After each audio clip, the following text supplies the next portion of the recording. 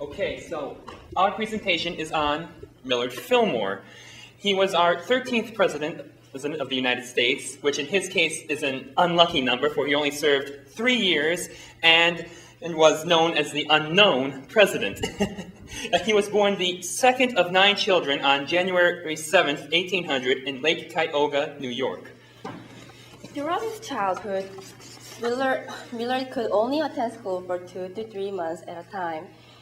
As he learned basic reading and writing, and as he grew up, his love for knowledge grew. He also worked on his father's farm till he was 15.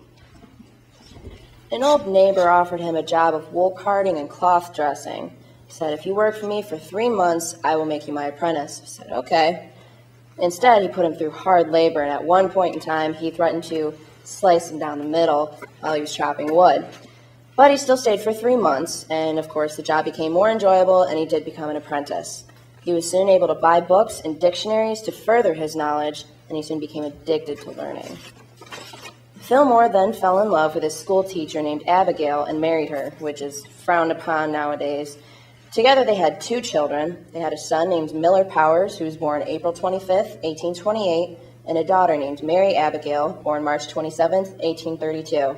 When his wife Abigail died on March 30th, 1853, he married this other chick named Caroline McIntosh.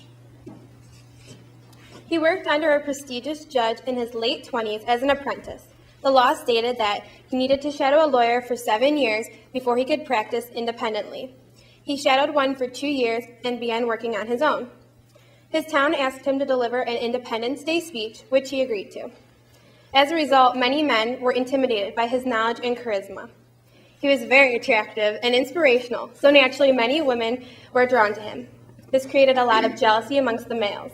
In 1820, he moved to New York. The Common Pleas Court had recommended that he practice law, but instead he opened a law firm of his own. He was elected to the New York State Assembly as an anti-masonry representative.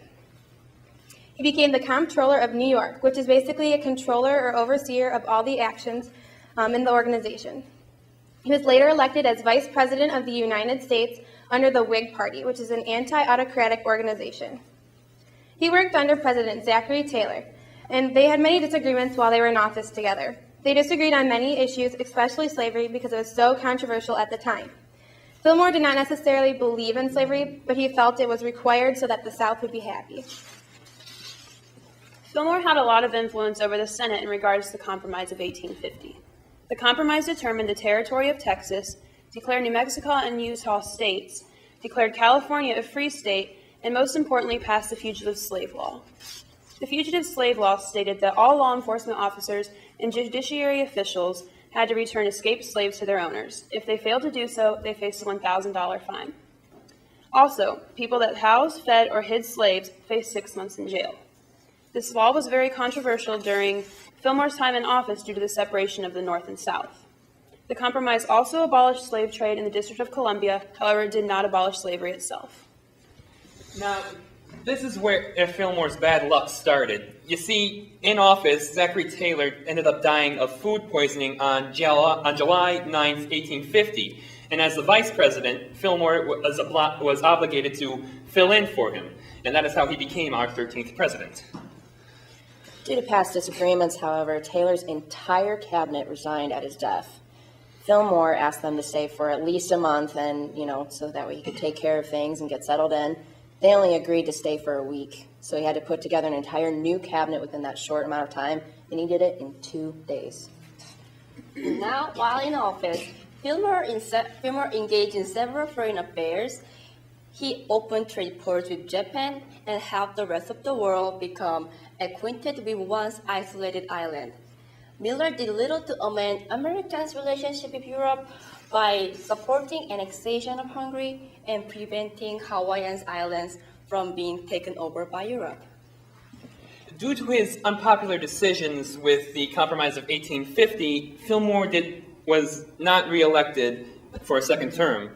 However, he did run in 1856, but however, he ended up only coming in 3rd place in that electoral race.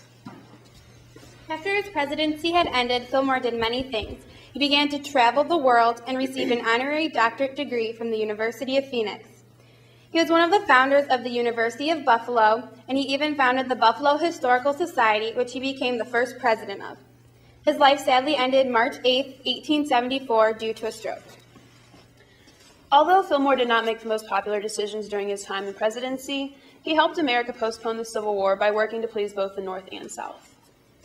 How about you didn't know that Fillmore put in the first bathtub and the first library in the White House?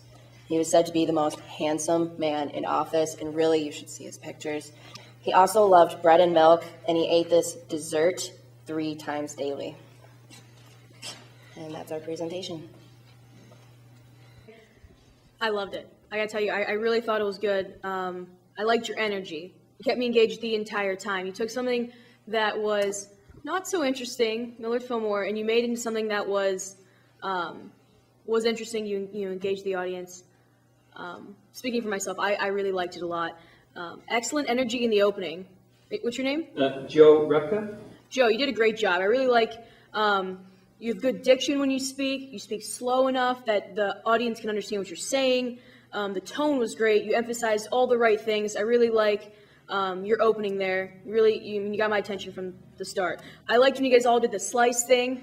Oh, no, that was really good. It was, it was choreographed. You guys are obviously, you worked together. It was discussed beforehand. I really liked it. I liked any kind of movements you guys did. In the middle, what's your name? Jenna Wise. Jenna, when you said that he filled the cabinet in 2 days, things like that, just to slow down, you emphasize certain things so the audience, the viewers really understand the message you're trying to portray. I liked when you kind of acted things out like he's very attractive, and those little things make a huge difference. And also, you explain things in layman's terms, like the Whig Party, the Compromise of 1850, exactly what it is, because you never know if someone has a whole background on what that is, or if they don't. And if they don't, they're not going to understand the rest of your presentation. It's going to throw them off. But you explained everything very well. I like the informal tone, Jenna, that you had about he married that other chick, or married this other chick. I mean, it's informal. It makes it more fun. And so overall, I really liked your energy. I love the fun facts at the end, just little things. I mean, it's pretty interesting. And I think you made the best of what you had. So good job. Yeah, I'm going to agree with Bree for most everything. Everything goes pretty well. Just like the other groups, some of your slides, just a pet peeve of mine when there's like long sentences on a slide, keep it short and to the point. What's your name, Worth?